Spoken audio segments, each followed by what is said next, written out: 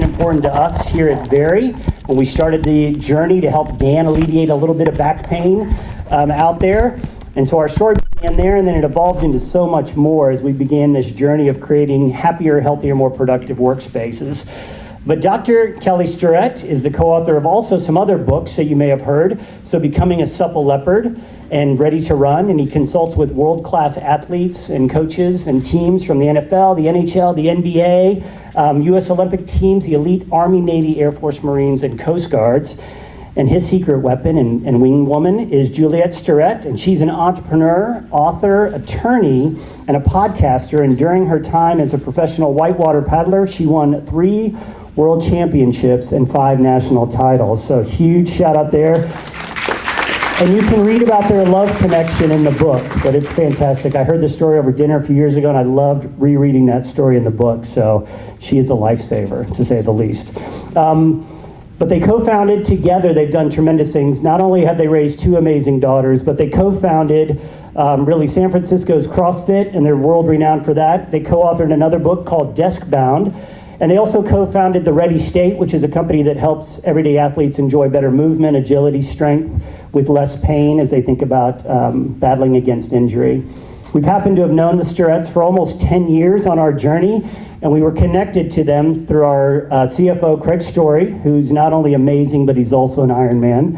And he's going to interview them today. But they've been amazing partners and incredible resource for us as we've gone along our journey to creating spaces that are happier, healthier, more productive, making a positive impact on the community. So without further ado, Craig, Kelly, Juliet, join us and let y'all's conversation begin.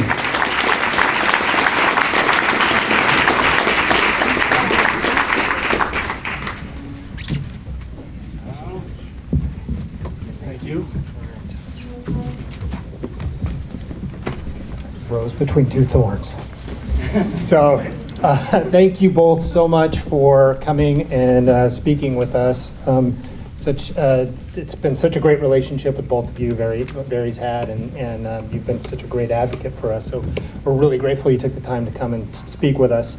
I was introduced to the Starretts in about 2013. I was launching into CrossFit, and I had a coach, Kyle, who's sitting over there in the corner there, and Kyle was being kind and trying to assess my complete lack of movement and mobility, and had introduced a book called Becoming a Supple Leopard to me.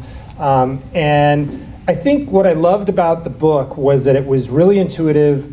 It was a system. It was intuitive. It was accessible. And I think that what I also love about Built to Move is that it's also very intuitive and accessible. But it reaches has a much broader reach. So I guess two things. One, what inspired you to write the book, and who are you writing it for? So I'll just start. I want to take a minute to thank you, Craig and Jason, and everyone at Vari. Kelly and I are such huge fans of this company and the work you're doing, creating healthy spaces. And one of the things Kelly and I are obsessed with is creating environments that help people move more and figure out ways to be healthy in their lives, because none of us really can hope to rely on willpower or motivation to take care of our bodies. And so one of the reasons we're such huge fans of the work you guys are doing here is you really are creating spaces where people can have healthy bodies and move more. So I just want to shout out to you guys and Jason and all the work you're doing here. We're such huge fans. But what's up with the trash cans? I already forgot the question, I'm sorry. The question is, what was the inspiration for the book, and who did you have in mind when you were writing it? You want to take a swing? No. So, all right, I'm on this. I think it was, there were a lot of inspirations for this book.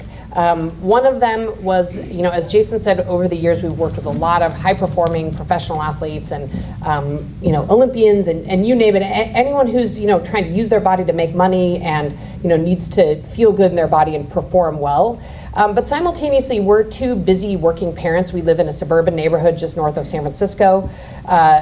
We owned a commercial gym for a long time, so we worked with a lot of more everyday kind of athletes as well. And we really became the node in our community for all types of health advice. If at any given time, people are standing in our driveway saying, hey, Starrett, should I do intermittent fasting? Or should I try keto? Wait, should I do Orange Theory or CrossFit? And, what do I need to be doing with my health? Could you evaluate my juice cleanse? Yeah, should I do a juice cleanse? And should I be vegan or vegetarian? And what we saw overwhelmingly in our community, and this is a community of people who really do care about being healthy, but I wouldn't say that they're nerds the way we are. They want to feel good and feel healthy in their bodies, but they maybe don't spend their time at the dinner table talking about hip extension, which is Kelly's favorite subject, and one of them, and I'm sure he will have a moment to talk to you about later. But what we found is there was a lot of confusion, and what we've seen in the health and fitness space is we fire hose people, thanks to the internet, with a ton of information.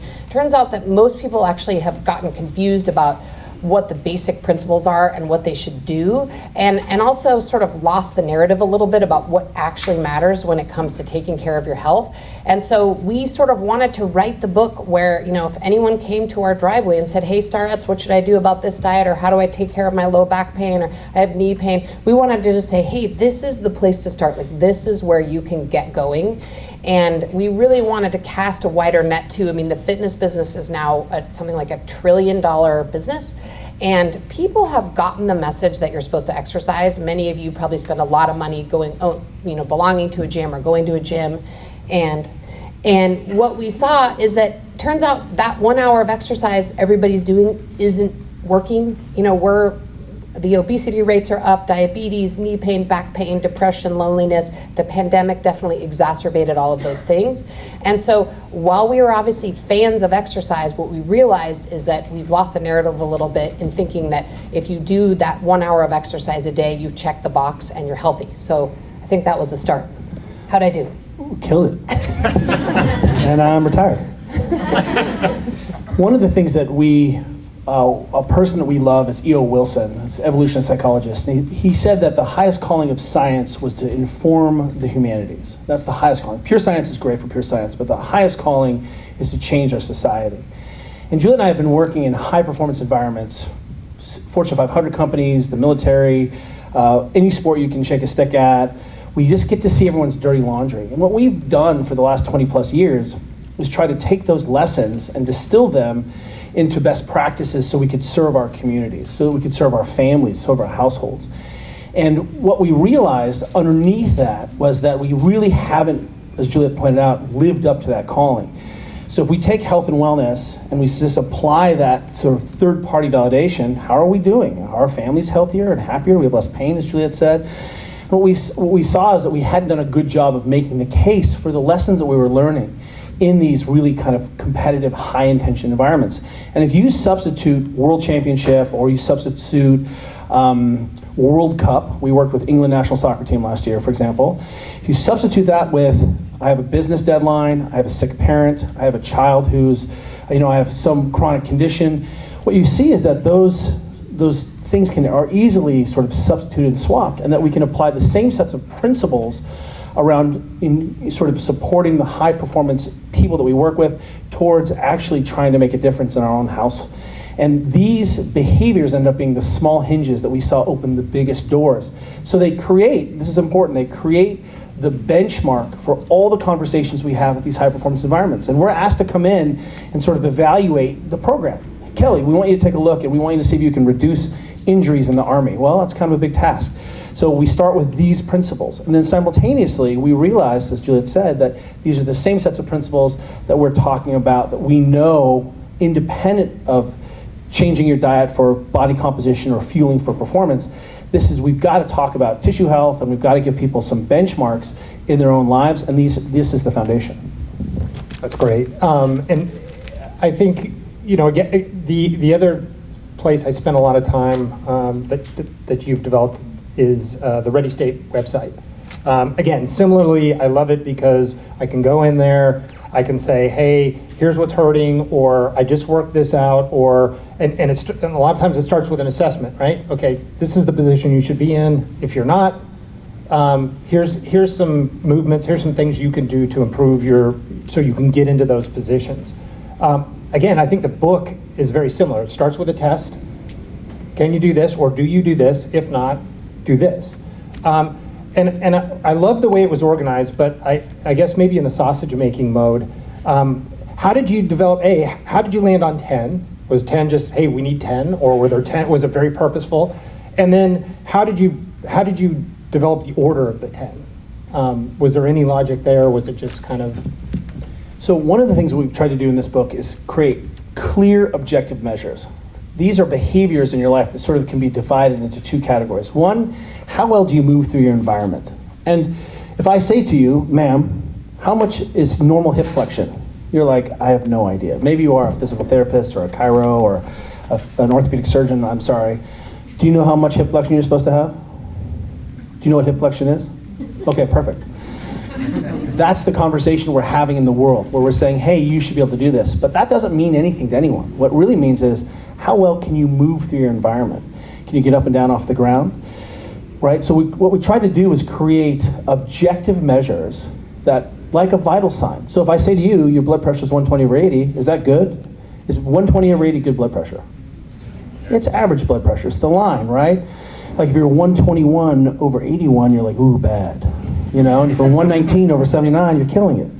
So what we've done by creating an objective measure and giving people a benchmark reference, now we can start to illuminate some blind spots in how you're feeling, what's going on. The number one reason people end up in nursing homes is they can't get up and down off the ground independently. That's it, number one. You can't get up and down. And so what we tried to do to start was we tried to say, hey, look, how are we going to get people to care about their range of motion and then care about the components that make up your tissue health? That if we're gonna really get to the bottom of your chronic back pain, we're gonna have to talk about your lack of sleep, for example. And in a physician's office or a physical therapist's office, we may not have time to talk about, do you have enough protein? Do you have enough micronutrients? Are you walking enough? Are you sleeping enough? So some of these benchmarks are around support and behavior, and they're complex around the care and feeding of the human body. And then some of them are about range of motion. We started with this sit and rise test because it's well validated. And everything that we have in here we have clear objective measures that are well validated by the research. Well, and I would add too, on the 10 and how we chose them, you know, it was again sort of a two-part thing. The first was that these were the basic fundamental practices we were recommending to all the high performers we were working with. And number two, we actually found that these were the things that moved the needle for us the most as individuals. It made us feel better, and were also doable in our busy time crunch lives. And scalable backwards towards your kids. And scalable. The other thing I want to point out is, you know, again, for any of you who follow any health and fitness people on Instagram, it often seems like those people, you know, wake up and have 4 hours to have their morning routine where they meditate and journal, and then they ice bath and sauna, and then they make their perfect breakfast, and then they work out for 3 hours a day. And then, right, so I'm sure you've seen these people online, and those people are completely inaccessible. You're like, hey, I actually have some kids and a job, and, you know, and so what we found is these, not only are these things that we could do in our busy time crunch lives, but they made us feel the best. They sort of like opened the biggest doors for us in terms of how we felt in our bodies. And I'll just sort of debunk the myth. I mean, Kelly and I are raising 2 kids. You know, we get up in the morning and don't do any behaviors. We just get our kids out the door to school. We drink coffee. And then, you know, we like you all spend most of our day sitting in front of a computer, or excuse me, standing in front of a computer.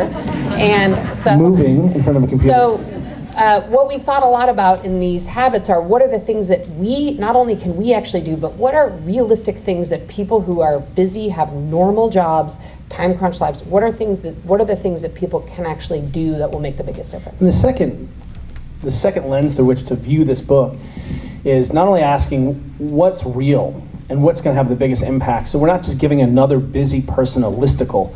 Like, I remember when the first biohacking kind of movement came out, and I was like, Juliet, here's a list of 30 things you get to do to optimize your life. And she was like, I'll cut your throat. You should move away from me. Right? I'm holding this family together, and I don't need another 30 things I need to optimize. Turmeric and secret squirrel programming, I'm out. Put what in my coffee? So one of the things that remember, we're in the weeds working with difficult situations. And we were out at the Marine Aviation Weapons Tactical Group working with their sort of Top Gun, how they kind of work on that level around their flight plans. And I asked this room full of very motivated people, and I said, how many of you slept more than 8 hours last night? And not a hand goes up. But I'm like, well, great, 8 hours is what? I want to change my body composition. I want to get stronger. I want to grow a body. I want to learn a skill. I want to get out of pain. What else? What am I missing? Recover from surgery. Recover from surgery. It's 8 hours. 7 hours is survival. And so I'm like, okay, so 7 hours is survival, 8 hours is thriving. How many people got 7 hours? Not a hand goes up. I'm like, 6 hours. And I'm like, oh, you're pre-diabetic for the next 48 hours. It's fine. It's totally fine. Don't panic. I'm like, 5 hours. Not a hand goes up. I'm like, 4 hours-ish. And they're like, like 90% of the hands go up. So one of the things that we realize, you're like, okay, it's totally fine. Here's your jet, ma'am. One of the things we realized then is we really need to make sure that we're having an earnest conversation about when we can do this. Not only is this possible, where in my busy life am I going to put these behaviors? When do we have agency? And more importantly, when can I control what I need to control? And then if I can't control it, I do the best I can on these other aspects, and tomorrow I'll do better.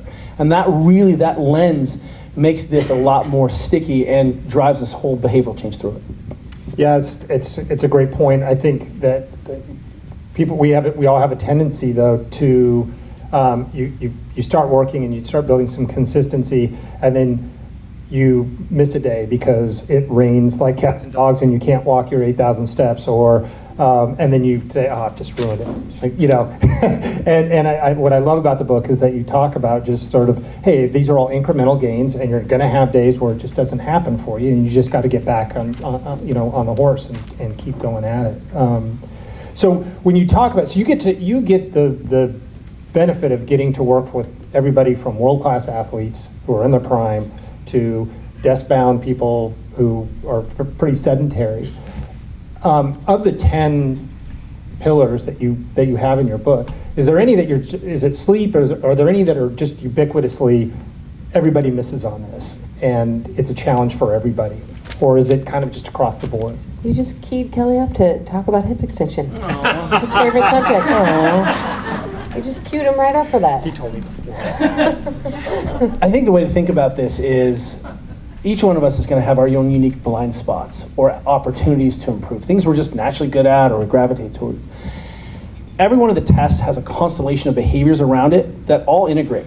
So imagine if you just drew kind of a whole bunch of Venn diagrams, they all sort of overlap. And that's really the metaphor for how your body works. There's no system of your body that doesn't impact the other systems. And so when you start to turn these small dials in one area, you actually see improvement in another area. So let me give you an example of a blind spot I have, or something I'm always working on, is eating enough. And specifically eating enough protein for this carcass.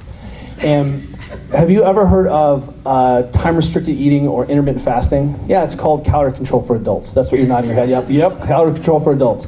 Research out of UCSF was like, this calorie control for adults is super awesome, except you lose all your muscle mass. And people were like, wah, wah. Guess that wasn't great. Like Ozempic, hold on to your butt, right? This is the problem with not eating. We're kind of it's obsessed hard with to keep your Ozempic. lean muscle mass if you don't eat, right? So just like you, I was like, oh, I want to be less gross for my wife. Like, let me try this time-restricted eating thing. And one of the things I found out was that if I just skipped a whole chunk of time where I could eat things like protein and fruits and vegetables, I would get to like noon and I would be way behind on my calories. And then I'd go work out because that's how I self-soothe, and I would suck. And I was like, well, that's not great because I'm under-caloried, under-fueled. And then you know what happens when you don't eat a whole bunch and you're a huge human? At like 10 o'clock at night, you're like, Juliet, I'm going to go eat a chicken and a jar of peanut butter. I'll be right back. That's actually true. That's actually true. It's totally fine. I don't recommend it, but you can do it a few times. And you know what happens when you go to sleep after eating a whole chicken and a jar of peanut butter? You don't sleep great. It's super weird. You get all kind of heartburny, and it's not great.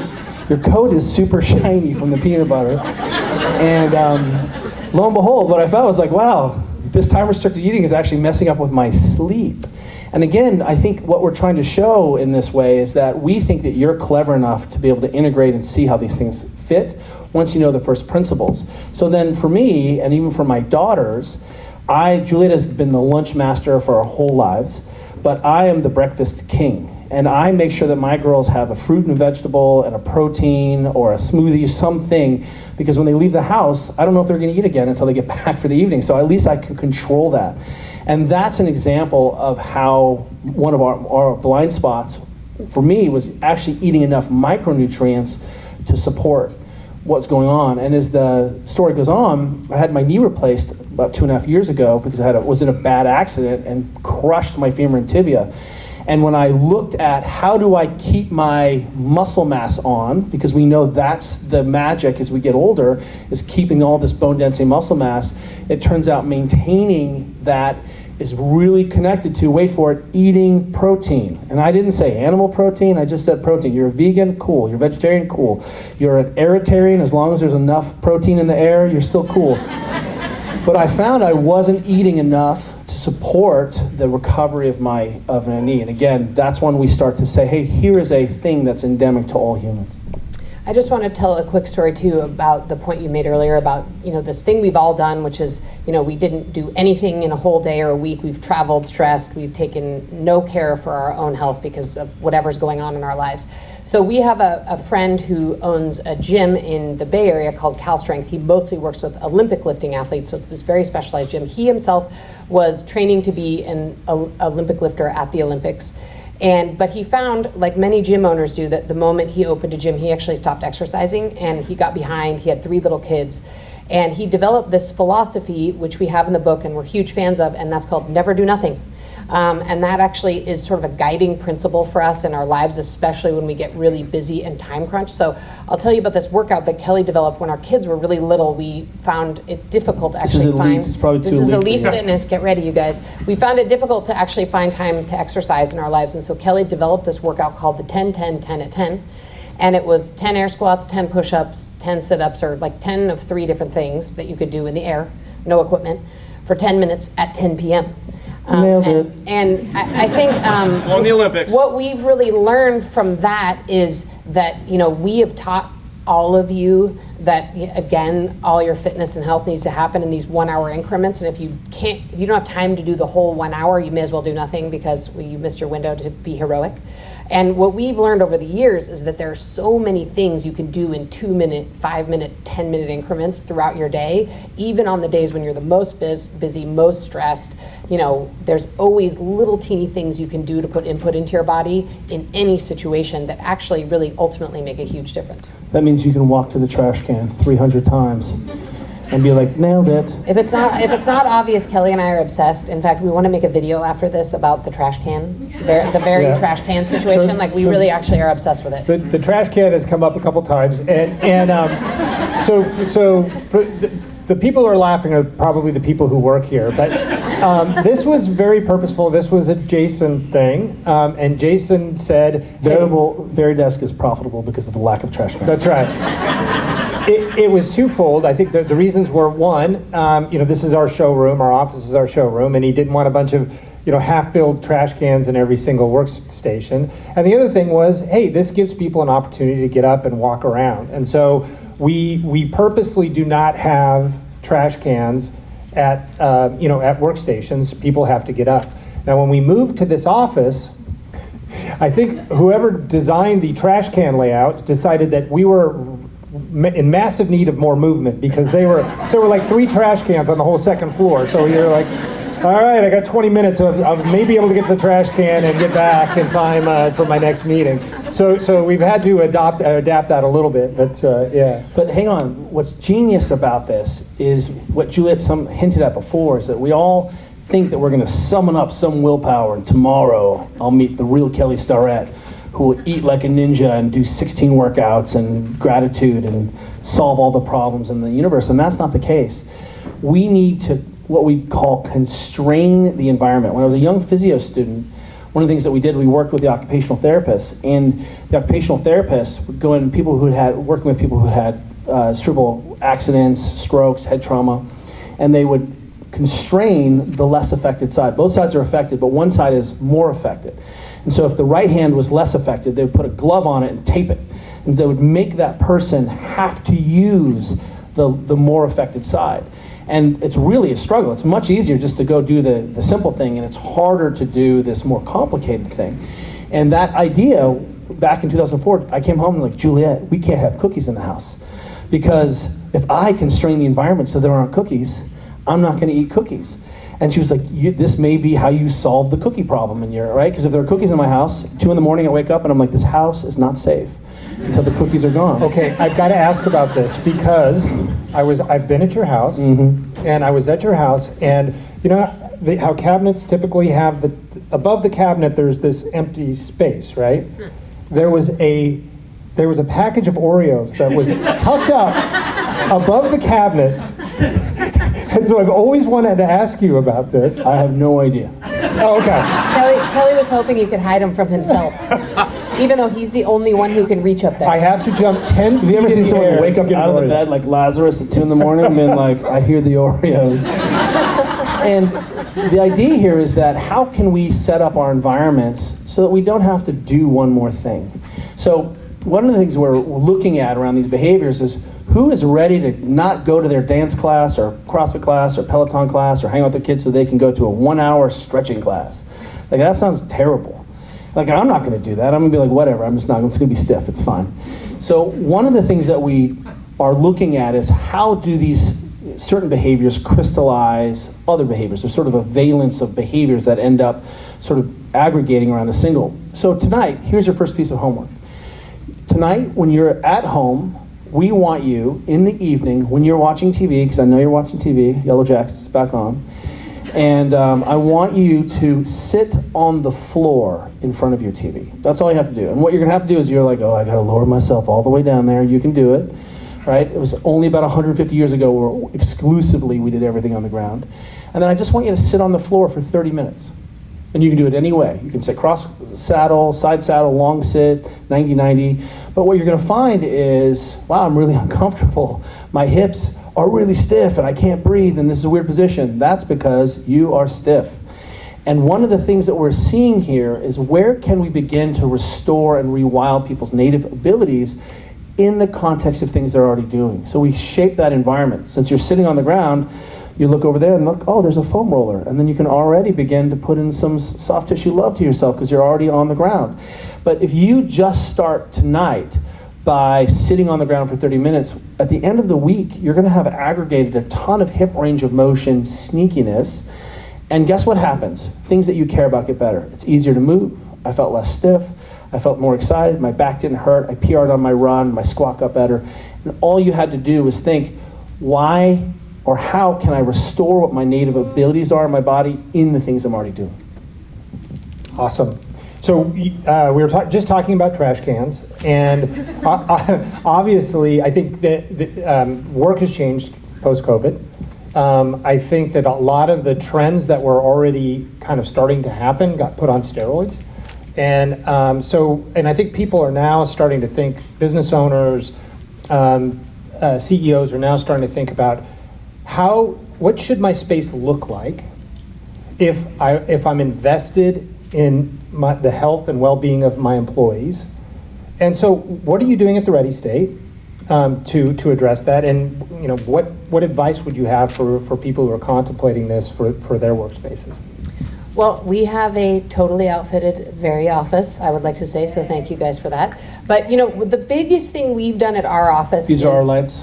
We have these lights. We love these lights. The biggest thing we've done at our office is actually constrain our employees' choices. We actually only have standing desks available at our office. That's all we have, and most of the time we leave them in standing position because we find that if we have too much access to the motorized up-down feature, like we tend to lower them and then never get back up again. So every single workspace we have at our office is a standing workspace. Of course, we have stools. People can sit on them if they're tired. We're not anti-sitting, we're just pro-movement. And so what we found is if we just create an environment where our employees can be in constant movement, they are.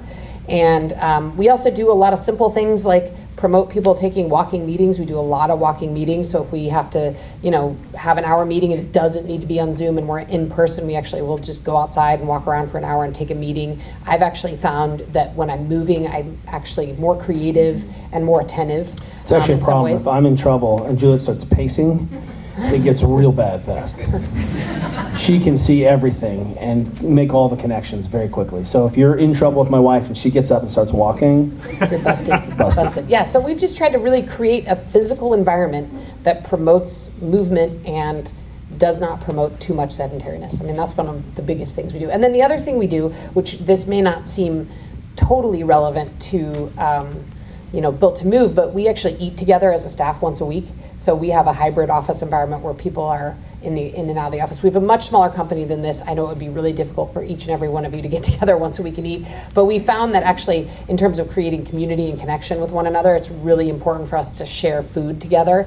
And that's one of the things that we love about this nutrition approach we have in our book. And for those of you who haven't had a chance to read it, we really recommend people eat fruits and vegetables and protein. It's the first time anyone's been suggested to people that they have a more expansive diet. And one of the reasons we like this is that we have all gotten so weird and we're refugees of diet culture, and including us. We're survivors of diet culture. And one of the things that we do as humans, and I think became so much more obvious was lacking during the pandemic, was we need to be together as people. And one of the ways that we're together as people is around food.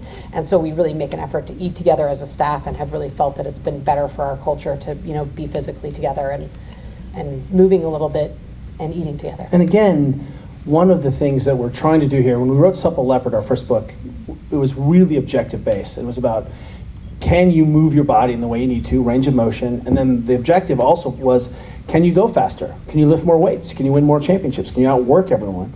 And in this situation, what we found is that our objective measures are clearly defined. So when Juliet says eats fruits and vegetables, what we mean is we want you to eat 800 grams of fruits and vegetables. That's 1.7 pounds of fruits and vegetables, beans, white potatoes, fruit.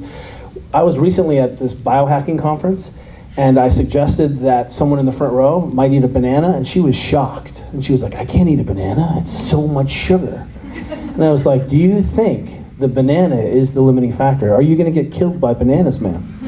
And she literally was like, it's okay to eat bananas? And I was like, yes, it is. We have really, Juliet points out that we have really demonized food and taken a lot of food choices away from people. And one of the things that we have found works really well, for example, take this experiment, I dare you. A pound of cherries is 230 calories, a pound of cherries. If you eat a pound of cherries, you're gonna be in a world of hurt very soon after that. But you could eat a pound of melon. You could eat, I think Kay eats a pound of grapes every night, right? And there are so many micronutrients and fiber built in that. But you know what happens if you hit 0.7, 0.8 to 1 gram of protein per pound body weight, and you eat 800 grams of fruits and vegetables? You're stuffed. And what you're gonna find is that we get some calorie control built in there, but now we can actually make sure that your body has what it needs to fuel, rebuild, have healthy tissues that last a lifetime. What we're finding is that people aren't getting enough micronutrients and fiber and enough protein as their base. And again, notice how expansive that is. How do you want to eat? How does your family eat? What's involved with that? And we don't care if you're vegan, if you're keto, if you're carnivore, you can do all of that and still hit those goals. And they have included pickles in the list of Do you love fruits pickles? I love pickles. Oh, me too. I love pickles. So I was very happy to see pickles was on the list. Popcorn, my Juliet's #1 food group, not on there. I do love popcorn. When Kelly and I in the old days, we used to be more paleo diet eaters, and I developed a diet called paleo plus popcorn. Because on the paleo diet, you can't really eat any like grains or anything, so I was like, no, it's not gonna work for me. So I developed the paleo plus popcorn diet. Yes, we had Pop It Like It's Hot today in your honor. So, so I think most of the people who are here today work in an office where they're at their desk a good portion of the day. A lot of us have kids who spend a good chunk of their day sitting in a chair that was designed to stack, not designed to help, Hold on, and easily cleaned by the custodial staff. Yes, not exactly designed to put you in a good posture position. So in the book you talk about being in an organized posture position. Can you kind of walk us through what that looks like and what we can be doing as we're working through our day to check ourselves and make sure we're in an organized position? Yeah. So first of all, remember your body's durable and capable. And what we like to say is there aren't good positions and bad positions. They're just more effective positions and less effective positions. So all you all just came in here and you're like, I guess I'm supposed to sit in this chair, and you sat in this chair, and you're all the same height with the same butt and the same everything. You're like, oh great, we're all in the same chair, it's totally fine. Now watch this, don't move, but take the biggest breath in you can right now. We can measure this, okay? Now watch this. See if you get into a position where you can take a bigger breath. Go ahead and do that for me. Huh. What's that about? Sandbaggers. You're all sandbagging. You're like, I'm going to save something for the swim back. That's what you just did. So what you just did was make a choice about your environment that respected your physiology. It gave you better access to your diaphragm. It made it easier to take a breath, and you all intuitively knew that. And that's really our model when we go and work with the world's best athletes. How do we put athletes into positions where their bodies work more effectively? How do we restore their tissues and their native range? How do we give the brain access to what's going on so that they can go faster and harder? Well, what you just discovered there was that, man, it's really difficult for me to honor my physiology and have full access to this, whether that's how my brain functions or my neck turns or taking a breath. But if I put myself and organize in a slightly different position, suddenly I'm able to take a bigger breath, which improves things like VO2, which helps me to not neck breathe and chest breathe. I mean, you're grinding your teeth, and it may be because you're sitting in front of your computer all day long. Again, it's not about don't do this because it may or may not cause pain. It's about we like these shapes because we don't want to be ghosted by our habit and our learning and our skills in our work environments. We want to be able to go out and do the things we want to do. And oftentimes we're deeply practicing a lot of positions. In sports, we call this session cost. If you did a big workout or had a big soccer match and I measured you today, you would measure worse than you did yesterday because of the big match, right? That we can understand that. So when we're working with athletes or teams, we're always trying to reduce session cost. How do we have them be able to compete or work harder and adapt and recover more effectively to reduce the session cost? Well, we can start to look at the session cost of the habits that we choose. And as Juliet hinted out earlier on, hip extension is something I'm obsessed with. I'm going to get trending knees behind butt guy very soon, you'll see. And the idea is hip extension is basically like a lunge position, or the position your back leg would be if you were running. And what we see is that the session cost of prolonged sitting is that it tends to truncate or eliminate or make more difficult my ability to effectively extend my hip. And that's fine for a long time until you want to run fast, until you want to take a big breath, until your knee starts hurting or until your back starts saying, hey, what's going on? So a lot of what we're trying to do here is say, how can we organize our bodies to reduce the session costs? And it turns out more movement and less time total spent in this C-shaped position can go a long way. That's great, thank you. So I was physical therapist. Did I offend anyone with my pain talk? Was okay? Everyone good? Well, as long as we're talking about that, so Brooke Miller, who I worked with a couple times. Rock star. She's a rock star. I knew when I walked in, she had a copy of Becoming a Supple Leopard sitting on her bookshelf. I'm like, okay, I'm in the right place. And she was located inside a CrossFit box. I'm like, oh, I'm in the right place. That was I was suffering some really bad throbbing pain that was wrapped around my back, coming down my knees. And I'm like, I think I've got a knee problem. And she's like, no, you have a hip problem. And she worked with me on that. It's either that or rabies. Yes. Watched me squat, watched me deadlift, and she goes, I see the problem, and I have been pain-free ever since, unless it's self-inflicted because I do stupid things. But, so sorry, segueing here. So I've read recently a lot of startling statistics about the mortality rate over 65 if you fall. And so the most conservative one, because some of them might really have a hard time believing, but the CDC had a statistic that said of people over the age of 65 who have a fall that leads to hospitalization, 10% will die within 30 days of the fall, and 33% will die within a year. So my question is, that's startling. Especially for those of us who are creeping closer to that age, and also for people who have parents or loved ones that are that age. What can we do, A, to reduce the risk of falling as we get older, and B, reduce the risk of injury if we do fall as we get older? Well, I think the first thing is the homework that Kelly gave everybody, which is actually practice sitting on the floor and getting down, up and down off the floor. I mean, that is like number one. That should be the thing that everybody in here, if you take nothing away, just practice sitting on the floor and you'll go a long way towards that. But the other thing that what I want to use this opportunity is to give you guys a second piece of homework, and then I'll answer your actual question. But your second piece of homework is, how many of you guys are saving for retirement? Okay. And how many of you guys have ever set a business goal or personal goal? And how many of you guys have ever trained for some kind of athletic event? And did you, when you trained for that athletic event, did you just get off the couch and like go run a marathon, or did you decide what date you're doing that and then like work backwards and do a training program, right? It's the former, right? So what I would challenge all of you to do is do the same thing, but for your movement. And let me tell you a story. We have a friend who's a financial planner, and when he's working with people on planning for their retirement, he finds that people actually don't talk to him about their money. What they talk to him about is the things they want to do when they do retire, and those things are almost always physical. People still want to be able to play with their grandchildren and travel and do physical activity, except for with our movement, it's the one part of our life where none of us think, okay, wait, I need to set some movement goals, just like I do with my 401k or with an athletic event or my business goals, and work backwards. So I would challenge all of you as you leave here today to set short-term, 2-year, 5-year, 10-year, 25-year movement goals. What is it you want to be able to do with your body? And that's going to be super individual. Kelly and I love mountain biking and skiing. So one of our goals is to be able to keep mountain biking and skiing when we're 80. So we actually have to think about that and work backwards to now. What am I doing now, today, for my body today, in 2 years, 5 years, 10 years, so that I can make sure I can do the things I want to do? And what I can tell you is if you put an eye towards that, your chances of falling in the first place are going to be much lower, especially if you take some care and feeding of your movement health in your body.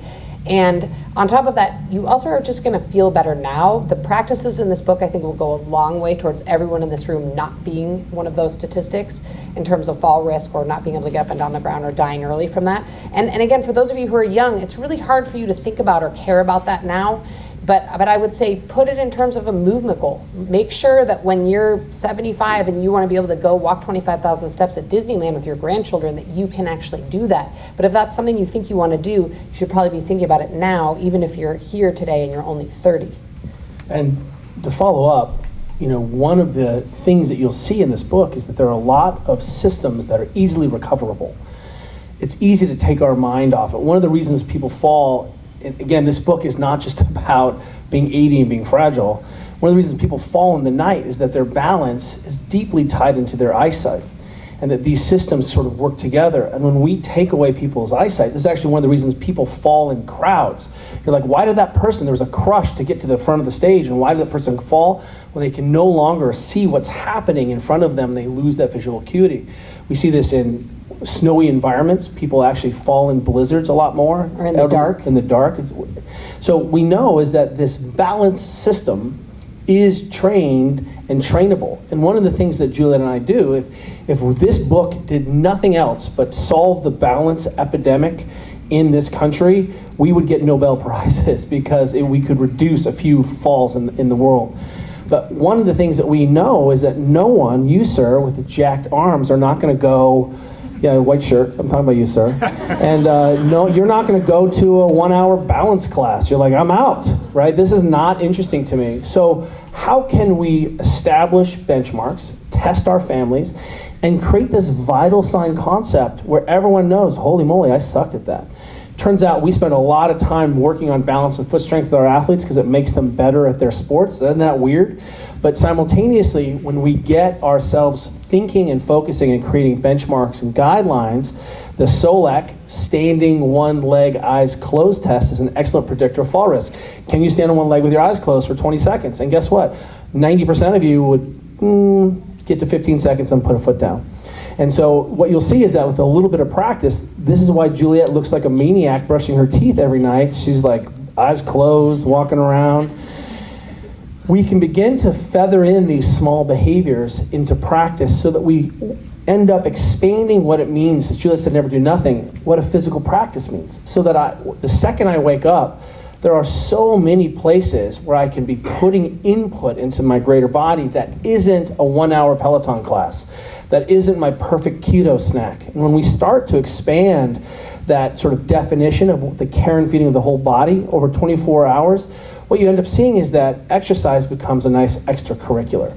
Juliet and I stand on one leg. It's called the Old Man Balance Test, created by our friend Chris Henshaw. And you can do it tonight or tomorrow because you're going to put shoes on. Stand barefoot with your shoes and socks on the floor, and then without putting one leg down, go ahead and bend down and pick up your sock and put it on without putting your foot down. Then bend down and put your shoe on and tie it without putting your foot down. Good luck. You're all going to be drunk early, staggering around. If the first time you do it next to a wall. Or over your swimming pool so you don't die. But what you're going to see is, what happens if I did that every single day? And let me give you a hint. Juliet kicks my butt in it all the time. She's so fast. I don't know if you're using the Reeboks with the straps or whatever, but it's working. Yeah, I can tie the shoe too. Yeah. So Fast. the idea here is when we begin to expand this definition of what it means to have a body and how I move through the world, what you'll see at the end of 24 hours, it's shocking how much input you can have. And again, what do we care about? You in the future? Whatever. We care about you this week, tomorrow, feeling better. And when you start to integrate these things, lo and behold, whoop, the dials all start to turn up. That's great. Okay, I'm going to throw something at you. You can do. You've got an hour. That's it. All you have in your day of free time. You can do one thing. You can get an extra hour of sleep. You can cook a nutritious home-cooked meal. You can walk for an hour, or you can go to the gym. Which finger do you not want? That's what you just asked me. I would always vote for an extra hour of sleep.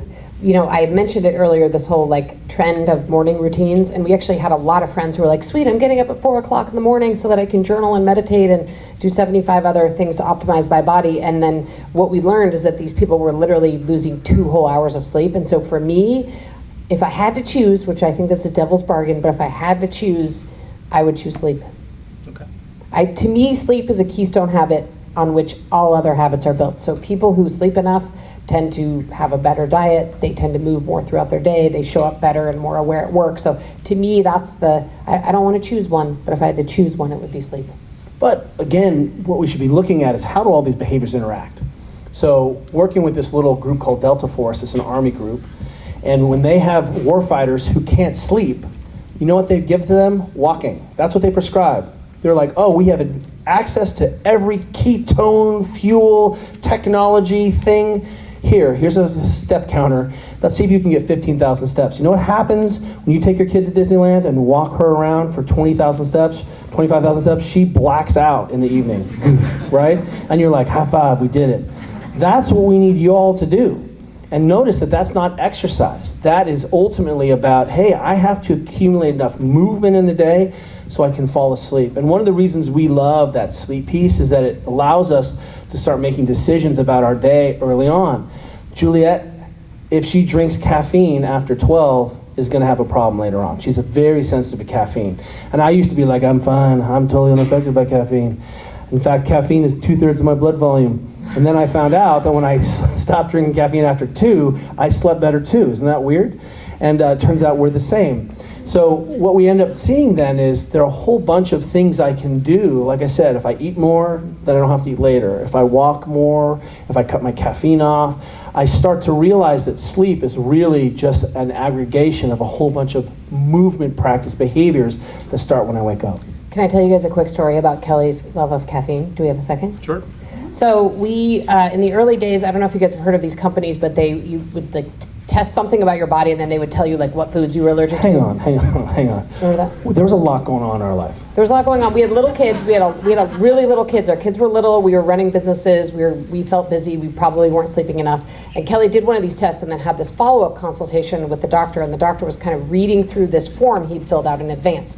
And she gets to the caffeine thing and she goes, oh, okay, so I see you drink 1 to 2 cups of coffee a day. And he's like, there's no dash. And that's because when he filled out the form, he was like, well, I'm drinking 4 triple Americanos a day, so that's 12 cups of coffee. And anyway. It was 3 quadruple Americanos a day, okay? So anyway, what I'm telling you is we've been there. We've been there. So we've got about 10 minutes left. I'd love to open it up if people in the audience have questions, anything they'd like to ask the Starretts. Now is your chance. My question is, we hear so many conflicting things other than drink a lot of water. What do you do? How do you look at your nutrition, and what do you eat every day? What are the rules, not necessarily what you eat, but what are the rules you have on your nutrition? Not diet, nutrition. So, I mean, we really do follow what we prescribe in this book. We are super focused on eating 800 grams of fruits and vegetables every day. That's and 4 big hitting- apples. You can do it. Yeah, you can do it. It's not, if it's all leafy greens, it's hard. It's a lot of chewing. If you do 100% leafy greens, you spend like half your day chewing. But if you incorporate some other fruits and vegetables, it's actually not that hard to make it to 800 grams. And then we are very focused on meeting our protein targets. So those are the two things we focus on. And here's what a day would look like for me. This would be like a typical eating day. I tend to not want to eat vegetables for breakfast, although sometimes I do. So I tend to make sure whatever I have involves some sort of protein, like eggs or yogurt or something, and then a big handful of berries. I either eat a salad or some kind of sandwich or something that involves a couple different vegetables on it. And then at night we have this thing in our family called the three vegetable rule. So at every dinner we make sure we always cook at least 3 vegetables. This actually started from a friend of ours who said this is how you can get kids to slowly but surely learn to eat vegetables, is just serve them a lot of vegetables and they can slowly taste them, and their palate will become attuned to eating vegetables. But it's kind of a guiding principle for us when we cook dinner every night, is like, do we have 3 vegetables? And you're serving at least 3 vegetables at every dinner, and our kids aren't always eating all 3, but we usually are. And we found if we just make sure we have a couple handfuls of fruits and vegetables at every meal, we actually easily make it. We don't have to measure anymore. So that would be like what a typical day would look like. But what I will also add is that our daughter owns a cookie business. Literally, she ships cookies all over the country. GeorgiaSBakeShop.com. And so, we do eat some cookies, and, we're not huge drinkers, but we enjoy some alcohol when it's a celebration with friends. And so, we found that we have, there are 2 things. We found that if we really hit those micronutrient, fruit and vegetable targets and protein targets, we have a little space to actually have some fun with our diet. And on top of that, I think even more importantly, as long as we're moving enough, if we're getting some exercise and walking a lot throughout the day, we also have a little bit of buffer space to have some fun things in our diet. We had we wrote a book called Deskbound. We worked with trying to convert schools to moving environments, moving desks. Juliet found this little calculator that if she just didn't sit at work for a year, she burned 100,000 calories a year. So I'm a little bit bigger than Juliet, you may notice. That's 180,000 calories for me, just if I don't sit down. Do you know how much ice cream is 180,000 calories? You don't. You can't actually conceive of it. It's so much ice cream. That's free ice cream. That's ice cream that I'm like, that doesn't matter because I didn't sit down and work. So what we're trying to do is realize that all these behaviors really give us a greater buffer. And this is why Vari isn't actually a furniture company. It's not even a company that sets up workspaces for successful businesses. It's actually a movement company at its core value. And when you start to appreciate that giving people different environmental cues radically changes our society behavior and our families, then we begin to untangle this Gordian knot. Because otherwise, it's not working.